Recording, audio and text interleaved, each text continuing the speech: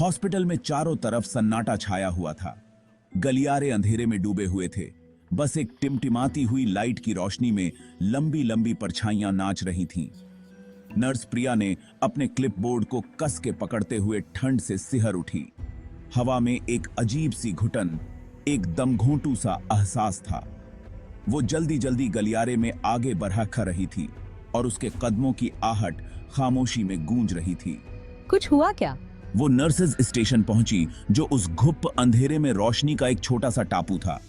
Nurse लीला ने परेशानी से भरे चेहरे के साथ ऊपर देखा। सब शांत है, बहुत ज्यादा शांत। लीला करीब आई। उसकी आवाज मुश्किल से ही सुनाई दे रही थी।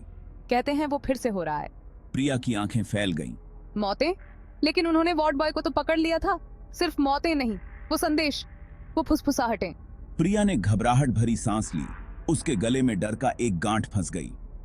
ये कहानियां हॉस्पिटल में एक किंवदंती बन चुकी थीं। मरीजों की रहस्यमय मौत, दीवारों पर दिखाई देने वाले डरावने संदेश, आधी रात को सुनाई देने वाली फुसफुसाहटें। पुलिस ने वार्ड बॉय को दोषी ठहराया था, लेकिन अफवाहें खत्म नहीं हुईं। लग रहा था जैसे कोई और अनहोनी, कोई और खौफनाक ताकत यहां मंडरा रही है। डॉ मोनिता अपने ऑफिस में अकेली बैठी थीं। धुंधली रोशनी उनके चेहरे पर भयानक परछाइयां बना रही थी। उन्होंने कांपते हाथों से पानी का गिलास उठाया। उनके हाथों का यह कंपन उनके अंदर के तूफान को साफ दर्शा रहा था। हॉस्पिटल में हाल ही में हुई त्रासदियों ने उनको अंदर तक झकझोर कर रख दिया था। ये बिना वजह होने वाली मौतें, ये भयानक सन्नाटा, ये फुसफुसाहटें जो खुद मैंने गलियारों में सुनी हैं, ये सब बहुत ज्यादा हो गया है।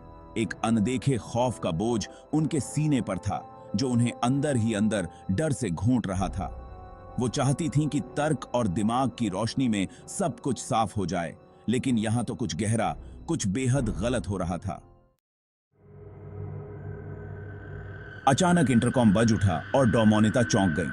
डॉ मोनिता, कोड ब्लू, आपका ऑफिस फौरन। आवाज बेहद घबराई हुई थी, बिल्कुल डरी हुई। वो अपनी कुर्सी से उछल पड़ी। उनका दिल तेजी से धड़क रहा था। अब क्या? क्या नया कहर बरपा होने वाला था? गलियारे में एक सिक्योरिटी गार्ड भागा जा रहा था। उसका चेहरा पीला पड़ा हुआ था। उसकी आंखें डर से फटी हुई थीं। उसने वो संदेश देखा था, डॉ मोनिता के ऑफिस के बाहर दीवार पर खून से लिखी वो बातें। उसकी रीढ़ हड्डी की हड्डी में ठंडक दौड़ गई। उसे डॉ मोनिता तक पहुंचना था। उन्हें चेतावनी देनी थी, उन्हें बचाना था। दरवाजा अचानक खुला। डॉ मोनिता अपनी डेस्क पर बेहोश पड़ी हुई थी। उनके पीछे दीवार पर खून से लिखा एक शब्द सन्नाटे में चीख रहा था, गुनाहगार। गार्ड देखता रह गया। उसका खून जैसे जम गया हो। ये फुसफुसाहटें, ये मौतें, ये संदेश, ये सब उस अतीत की तरफ इशारा कर रहे थे जिसे डॉ मोनिता भुलाने की बेहद कोशिश कर रही थीं। गलती, फैसले की चूक, एक जिंदगी चली गई और अब ऐसा लग रहा था जैसे उनका अतीत उन्हें अपने चंगुल में फिर से कैद करने आया है।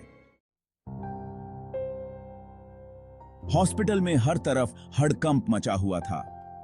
पुलिस, पैरामेडिक्स, घबराहट भरी फुसफुसाहटें। डॉ मोनिता पीली पड़ी और कांपती हुई एक स्ट्रेचर पर बैठी थीं। उनकी निगाहें कहीं दूर थमी हुई थीं। जांच अभी शुरू ही हुई थी, लेकिन वो सच्चाई जानती थीं। ये संदेश, ये खून, ये डर, ये सब उनके अतीत के पापों की एक भयानक याद थी। उन्होंने अपनी आंखें बंद कर लीं। एक आंसू छलक पड़ा। अब और मुंह छिपाना मुमकिन नहीं था। उन्हें अपने डर, अपनी गलतियों का सामना करना ही था। फुसफुसाहटें अब एक गर्जना बन चुकी थीं, जो न्याय मांग रही थीं, जो बदला लेना चाहती थीं। और डॉ मोनिता को अब यह एहसास हो चुका था, एक ठंडी सी यकीन के साथ, कि वो अपने अतीत से और नहीं भाग सकती।